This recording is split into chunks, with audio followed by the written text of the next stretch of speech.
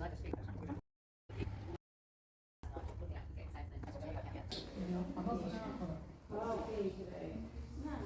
much to do, so much to see. Yeah.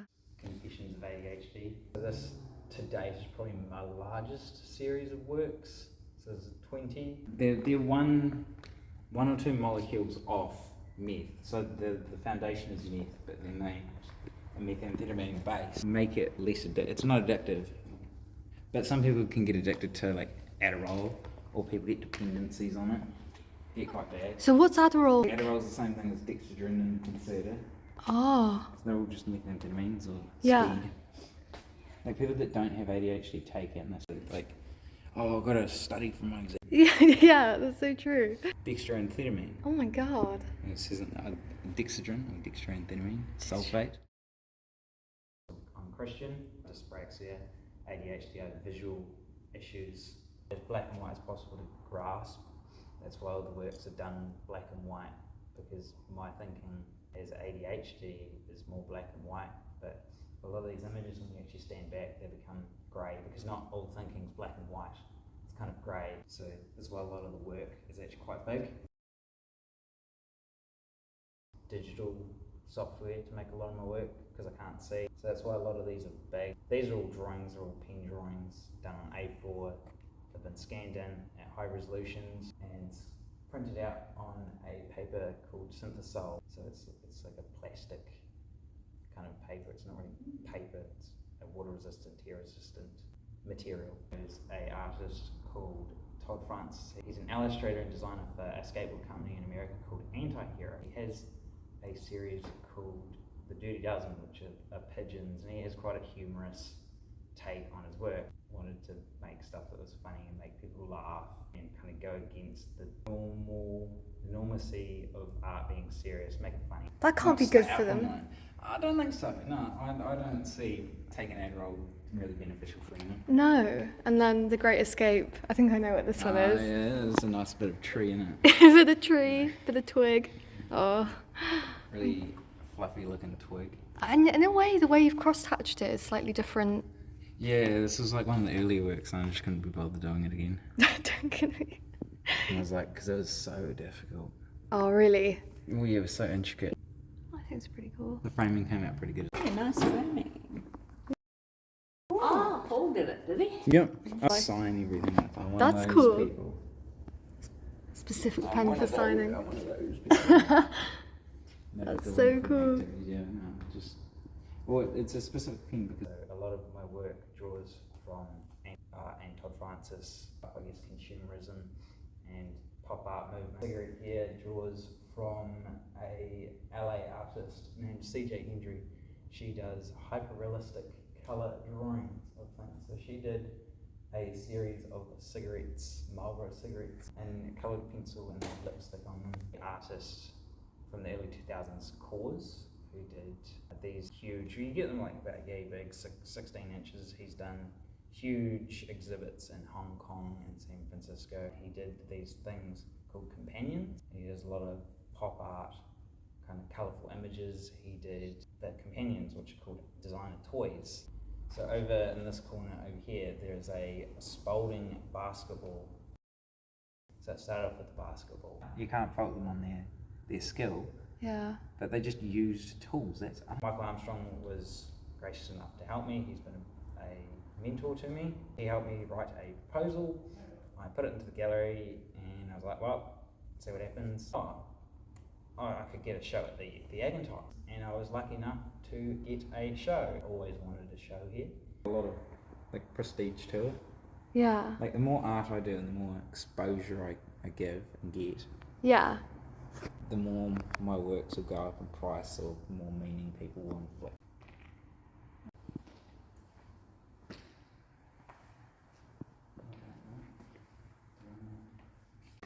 Like Siggy. Got it on the Camel cigarette actually. There's some I have at my studio that have been catalogued, so there's probably about 30. The crate down the end. Stuff in it was originally going to be a brain, the mind and emotions and things like that, and then turned into a crate with you. Talking about overthinking, still representational of the brain, everything going on. It says 26 on it because I was 26 Oh. at the time.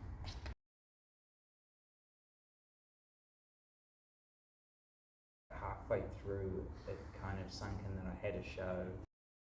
Started slightly emotions, trauma, a lot of things I deal with. Freaking out about it, and then, oh, I've got a show. So I stopped producing as much work because I was overthinking everything. That's a common trait of ADHD, overthink everything as a neurodivergent. I was still making the work, I was just making it slowly. I was overthinking everything. I was putting too much pressure on myself. Not care what other people think, and just start producing more work. There was a lot of thought put into each and individual image, not just drawing them because I thought they were cool. Some of them I drew because I was cool. He made these boxes called Brillo boxes. We took a lot of well-known product, and a reporter asked him, so what is your reasoning behind doing these works? Why have you done them? He's like, well, because I can. And I ran with that, and I'm like, that is so cool, I would love to do that. I did get told quite a bit, it's like, well, you can't. I'm like, why? Oh, well, you're not Andy Warhol. I'm like, well, I don't need to be Andy Warhol to be able to do it. Today, I've got the show, and I was able to do it. A lot of the images I took, personal items, such as the bear down the end, so that was originally going to be a toy made by Medicom Toys, which is a Japanese toy manufacturer. I was talking about like emotions and comfort and feeling and stimulation and stuff like that. And I was having a talk with one of my mates, and she said something referencing younger childhood, something a bit more fluffy and inviting. So I did a farmer's bear. They are still produced to this day, I think, but that was one from the early 90s, and that sits in my studio. There's a pair of jeans over here, a pair of Levi jeans, that is talking about overstimulation. So when I was young, I couldn't wear jeans, just couldn't do it, it just drove me nuts. So that's talking about overstimulating, just being overloaded with things. Seen here, there's quite a few things to do with drugs. Originally, it was going to be chairs. There was a white monoblock deck chair there, and I originally wanted to run with a theme which was going to start talking about hyperfocus, and it wasn't like a conscious thought or a conscious idea to do them. It kind of just played into it. So we've got an Adderall pill, we've got a dexedrine or dextroamphetamine bottle, we've got a pill. I'm not sure what type of medication that is, but it's made by a pharmaceutical company called Eli Lilly. ADHD medication. We've got a Marlboro cigarette, and we've got a bottle of Concerta. I was on Concerta. I haven't really had any of the other meds. There's actually quite a few meds out there. These are just some from early primary school to about early high school, and I find it didn't really do anything for me. It just chilled me out, and I wasn't hungry. It just didn't really do much for me, so I stopped taking it. And doing research on stuff, finding out that it's pretty much borderline meth, derived from like a methamphetamine, but they've like got a couple of molecules that don't make them addictive. Some people get addicted to Adderall. Here, Adderall's more of an American drug, so students in America and college will take them. If they don't have ADHD, they'll take them, and they'll, I need to study, they'll just take some Adderall and be up all night, because it's all speed pretty much. The drug aspect of ADHD is, I don't think they're necessary. It shouldn't be the first line of defence or the first thing you should look at. And when treating, it's not really treating because it's not a disease. It's not like, it doesn't cripple me, it doesn't stop me from doing stuff. I think people look at ADHD like, your life must be really difficult. It can be if you don't have the right coping mechanisms or things that help you in everyday and ways of doing things. Help, which I've learned over my lifetime, strategies and things like that. I've got a crate, which was originally going to be a box. It was talking about creativity, and originally it was going to be a cardboard box, and I went through a couple of iterations of that, but I thought it was a bit lame, so I chose a milk crate. I tried my hardest to get a milk crate.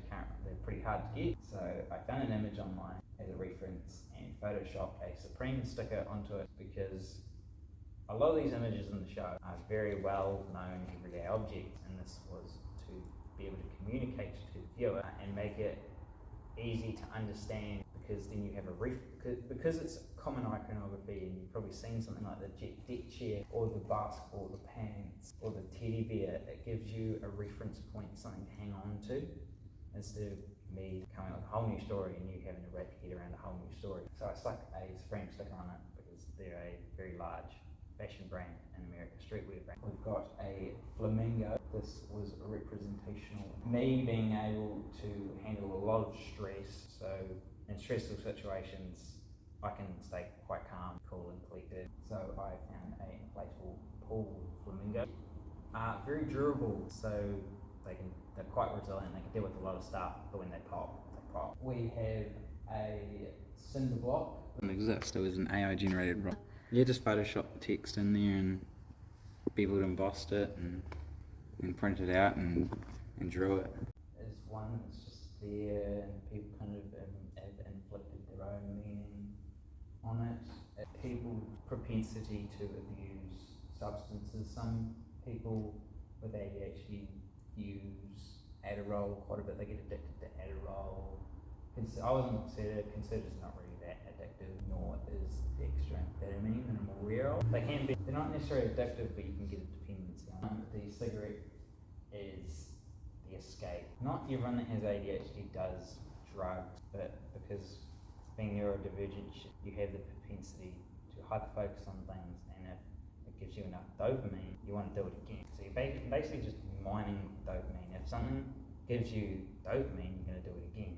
That's why we hyperfocus on things. We don't feel like we're getting anything from something, we're just not going to do it. If you're neurotypical, you get told to do a task, you'll go do a task. I'll get told to go do a task. If I don't necessarily find the task that fun or stimulating, I'll still do it, but it's having to will myself to do it is quite difficult, because I really don't like the task. If you had a hot stove and someone said to touch the hot stove, you can touch the hot stove, but you're not going to touch the hot stove because it's hot. It's like, well, yeah, you can touch it, but you're not going to. Like, I can do the work, but it's like not kind of going to do the work. It's a bit more difficult for me to do it. Once I get into work, I'll definitely do the work. So like some of these I spent 6 hours on. The longest was the crate over there, was 7 hours. Talking about the propensity to abuse drugs.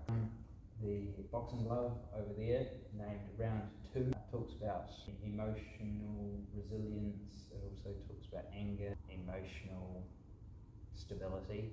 We've got the stress ball over there, which is talking about resilience as well, emotional stuff. We've got a Supreme ear horn. Thought that was originally going to be a megaphone. It is talking about being loud, not necessarily being able to tone it down. And it's got a bunch of characters, a bunch of objects from the show in that image. The headphone or the earmuffs are also similar to the jeans in reference to overstimulation, or when I'm told something, someone will say a bunch of instructions, take me a bunch of time to register it. It's not that I don't hear you, it's just my brain's taking time to register what you said. And they're like, oh, can you say that again? You say it again, I'm like, oh, no, I got it. The chair is pretty much just sit still. As ADHD, you get the H is hyperactive, so ADHD is attention deficit hyperactivity disorder, which is the one on from ADD, which is attention deficit disorder. Yeah, because when I walked in, I went, oh, wow, look at all this graphs. What do you plan to do with the original drawings? Wait till they get really expensive and then sell them. Truthful answer, no good. Just get uber famous and sell them for millions. I don't know. They're currently not for sale.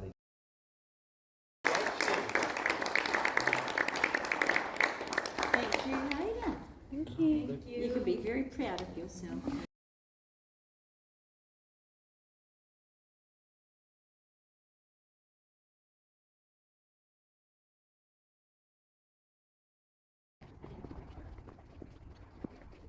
Bye.